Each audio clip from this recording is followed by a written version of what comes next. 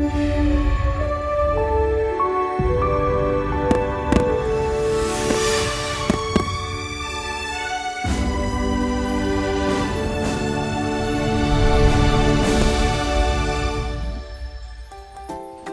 Lili, kdo pa ima danes rojstni dan? A ne veš? Ne. Sara. Katera Sara? Ti bom pokazala. Aha, v tej knjigi. Pozdravljeni, dragi otroci. Veseli me, da smo ponovno skupaj v mojem knjižnem kotičku. Danes imam pa za vas pravljico z naslovom Kameleonček, ki ni znal spreminjati barve.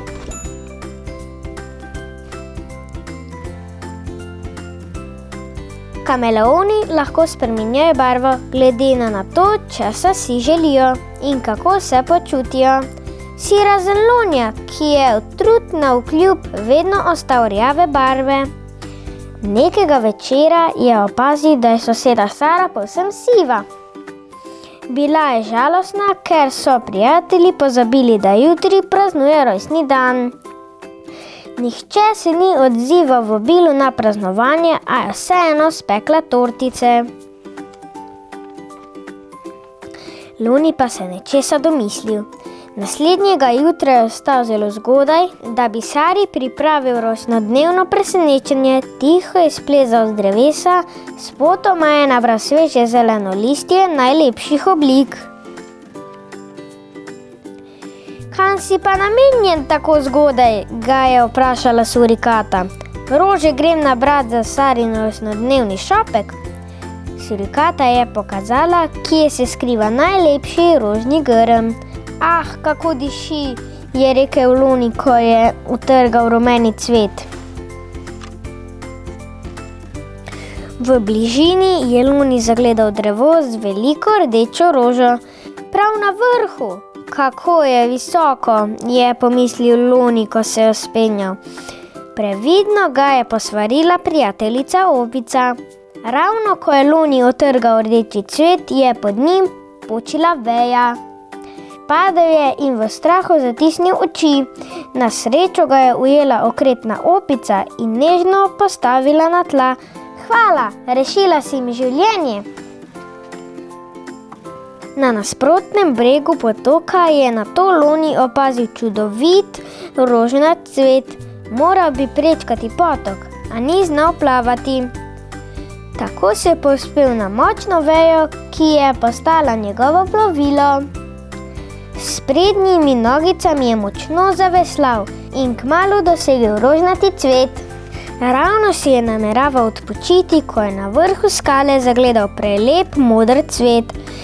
Zbal se je, da bi spet padel, zato je začel razmišljati, ali obstaja še druga pot do vrha. Pisana Ara je videla, kako se obotavlja. Splezaj na moj hrbet, je ponudila. Storil je tako in poletela sta na vrh skale po zadnji cvet. Po jutru, polnem pustolovščin, je Loni skupaj s prijatelji poiskal Saro.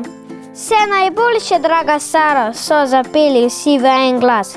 Hvala, Loni, je bila navdušena Sara. Barviti šopek je bil zelo všeč. Sklonila se je, da bi Loniju v zahvalo dala poljubček, Loni pa je kar naenkrat spremenil barvo in postal pisan kot mavrica. Sarina zabava s prijatelji je uspela, Loni pa je zasijal v svoji najlepši preobleki. Kako lepa je ta pravljica, kaj ne, Lili? Ja. Bomo midva tudi pojedla kakšno tortico? Ja. Ja, zagotovo bojo tudi te zelo dobre, tako kot Sarine. Zagotovo ima vsak dan nekdo rojstni dan, zato mu zaželimo vse najboljše. In če si hočete še ogledati kakšno pravljico, kliknite na moj knjižni kotiček in kmalu se spet vidimo. Do takrat pa en kameleonov, čau, čau! Boma tudi midva probala eno tortico. Ja. Izvolim.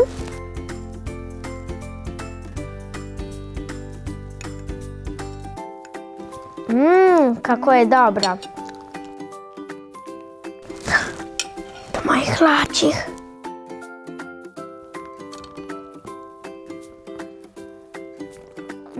Kako je dobra. To je dobra.